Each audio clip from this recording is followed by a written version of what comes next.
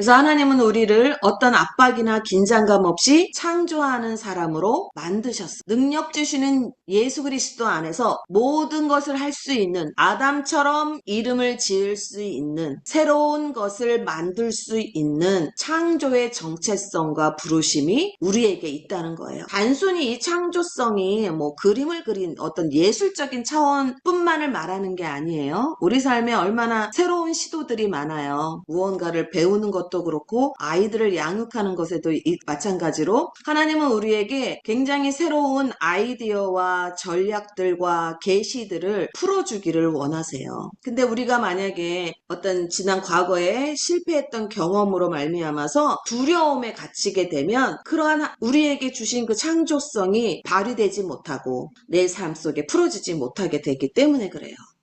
실패에 대한 두려움이라는 이 말은 영어로 아티키포비아 이런 단어가 있는데 실패 공포증이라는 말이에요. 이 의미는 우리가 스스로 정한 기준이나 다른 사람이 정한 기준에 도달하지 못할까봐 끊임없이 비이성적으로 불안해하는, 그러니까 사람마다 정한 기준이 있어요. 우리가 살아온 배경들이 다 다르기 때문에 기본적으로 사람이라면 이렇게 행동해야지, 성도라면 이렇게, 목회자라면 이렇게, 뭐 남자라면, 여자라면 기본적으로 정한 기준이 있잖아요. 그런데 이 기준에, 어떤 특정한 기준에 나는 도달할 수가 없어. 한정을 짓고 그럴 뿐만이 아니라 그 도달하지 못할까봐 그 두려움으로 비이성적으로 불안한 상태, 그 감정이 있는 거죠. 이 상태가 되는 이유는 그 실패할 경우 내가 수치심을 당할까, 창피를 당할까봐 두려워하는 거예요.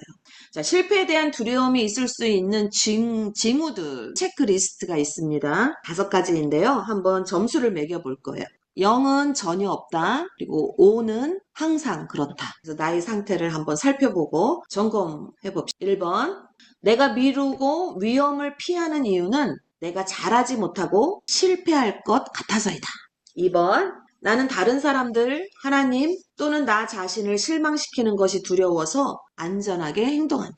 3번, 머릿속에는 내가 창피를 당하고 기준에 미치지 못하는 시나리오가 끊임없이 떠오른다. 4번, 나는 처음 시도해서 잘 되지 않으면 포기하는 경향이 있다. 5번, 나는 새로운 것을 시도하다가 실패한 과거의 시도를 되풀이하면서 이것을 지혜라고 생각하고 위험을 피하려고 한다. 점수를 좀 합산을 해보세요. 실패에 대한 두려움이라는 것은 타고나는 것은 아니다. 청소년기 때 선생님으로부터나 부모님으로부터 자기가 한 일들에 대해서, 업적에 대해서 조롱을 받았다, 비난을 받았다, 책망을 받았다거나 공의롭지 않은 대우를 받았다, 불이한 대우, 내가 잘못한 게 아니라 아닌데 매를 맞았다. 그랬을 경우에는 굉장히 그 아이에게 큰 실패감을 주게 되죠. 이 수치심이라는 것은 존재에 입혀지는 거기 때문에 나를 실패자다, 마땅히 수치를 당할 만한 실패자다라고 자기 자신을 판단하게 되는, 부정적인 자아상을 갖게 만들어요.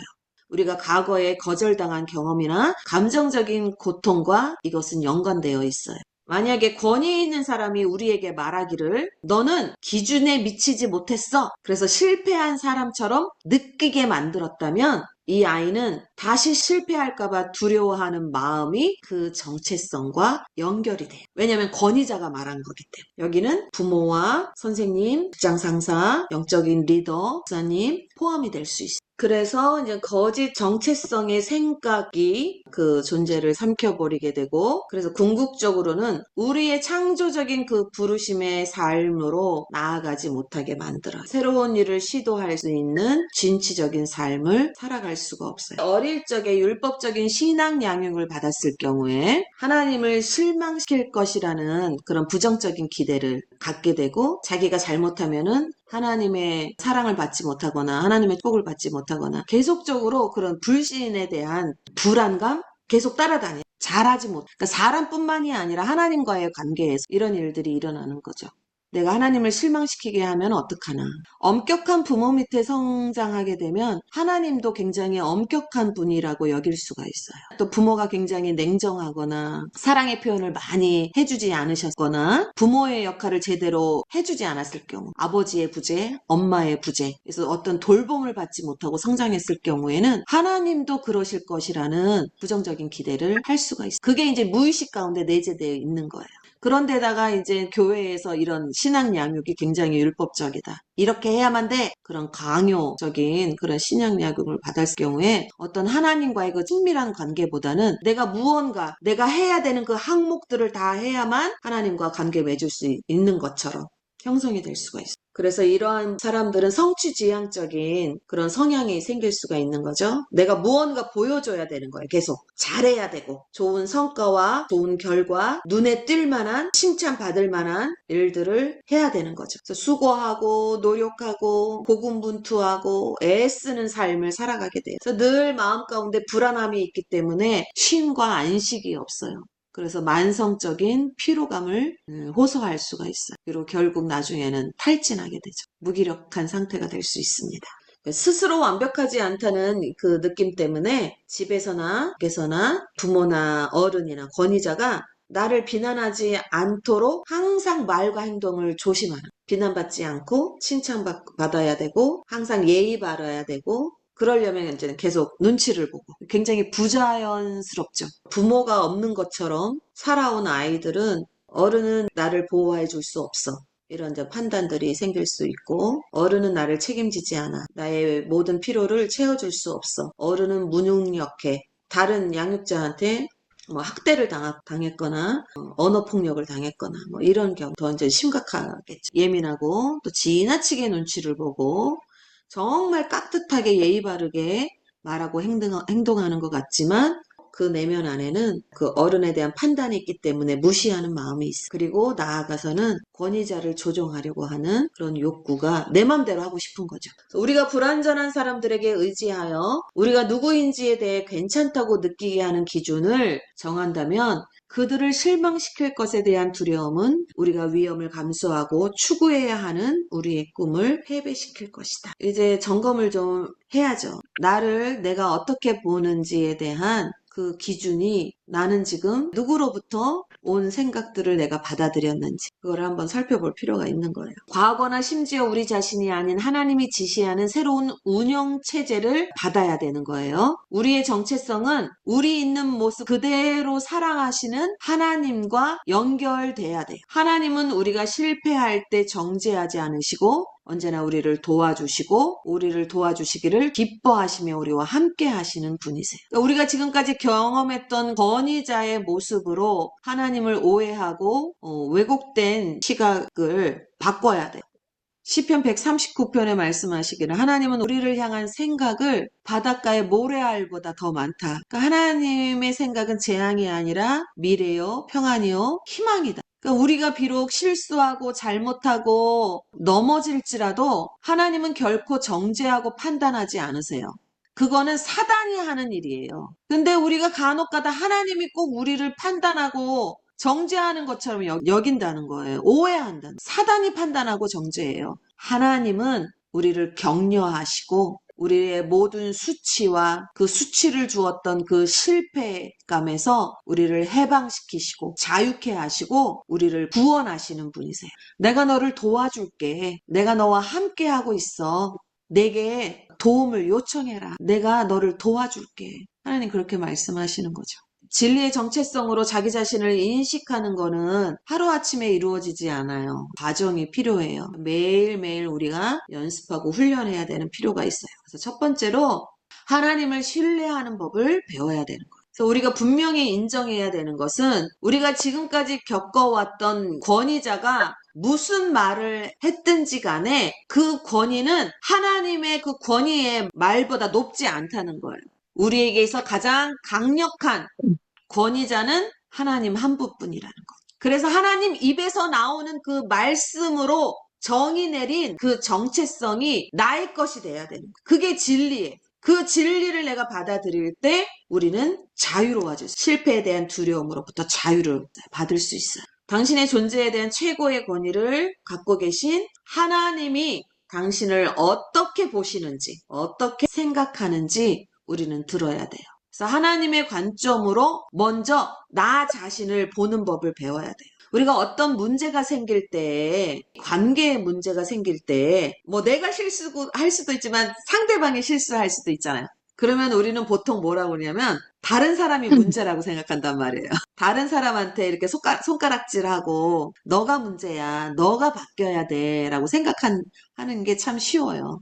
근데 정말 겸손한 사람은 하나님이 저 사람을 어떻게 바라보시는가, 그거를 하나님께 여쭤보는 것. 나의 회개하지 않은 죄악된 본성에서 나오는 그 시각은 타락된 시각이에요. 왜곡된 시각이기 때문에 상처, 쓴뿌리로 말미암아서 일어난 갈등과 말찰들은 거짓된, 왜곡된 시각일 수밖에 없어요. 하나님의 관점을 보여주십시오. 알려주십시오. 그래서 하나님을 계속 신뢰해 나아가는 법을 배워야 되는 거예요. 다른 사람들이 말한, 권위자들이 말한 것에 대해서 내가 자신에 대해서 부정적으로 정의하고 의견을 가진 것, 또 다른 사람도 마찬가지 그런 기준을 설정했던 것에 대해서 먼저 회개하고 버려야 돼. 그러니까 습관적으로 나 자신을 판단해왔던 것, 생각들이 있을 수 있죠. 그거를 회개하고 버리셔야 돼. 하나님은 우리가 그분과 함께 창조하는 과정을 즐기기를 원하세요. 그러니까 마치 어린아이가 부모와 함께 놀이를 하면서 함께 시간을 보내면서 즐거워하는 것처럼 하나님은 우리와 함께 시간을 보내면서 하나님이 주시는 그 아이디어대로 우리가 무언가를 창작하고 일을 해내고 성취해내는 그 기쁨을 누리면서 하나님과 관계 맺기를 원하시는 거예요. 그리고 그 과정을 도와주시고 즐거워하시는 거죠. 내가 잘못하고 내가 실수할지라도 나를 격려해 주시고 나를 위로해 주시고 함께 하시는 분이다. 그 하나님의 성품을 신뢰하면서 나아가는. 두 번째는 위험을 감수하는 연습을 해나가는 거예요. 두려움이 위험을 감수하는 일에 영향을 미치도록 허용해왔던 과거의 방식들을 이제 바꿔버려야 돼. 우리는 이제 두려움을 직면하고 하나님께 도움을 요청하고 두려워했던 일들을 시도하면 할수록, 연습하면 할수록 그 회복력들이 빨라져요. 어린아이 같은 순수한 마음의 동기를 달라고 기도하십시오. 위험 감수하고 창조하는 일을, 시도하는 일을 멈추지 않는 거예요. 우리가 우리의 진정한 정체성을 위해 싸우고 시도하는 위험을 감수한다면 실패에 대한 두려움은 반드시 극복이 됩니다. 두려움이 당신을 지배하도록 하는데 시간이 걸렸기 때문에 이제 그 극복하는 과정도 평화를 느끼기까지 시간이 필요하다는 거예요. 조급한 마음을 버리고 스스로에게 친절하게 대하시면서 천천히 이 여정을 밟아가시면 돼요. 그리고 세 번째는 목표를 분명하게 정하시고 집중하셔요. 하나님은 알파와 오메가 되셔서 하나님이 나를 창조하시고 나에게 주신 그 완성된 그 부르심의 모습, 그것을 보고 계신 그 하나님의 그 시각대로 나도 나를 보아야 된다는 거죠. 하나님이 보시는 나의 모든 부르심을 완성한 그 최종의 그 순간의 모습을 보고 계신 그 하나님의 관점을 나에게 주십시오. 이렇게 기도하는 거야. 그럴 때 놀라운 그 성령님의 지혜와 계시의 영이 우리에게 알려주실 거예요.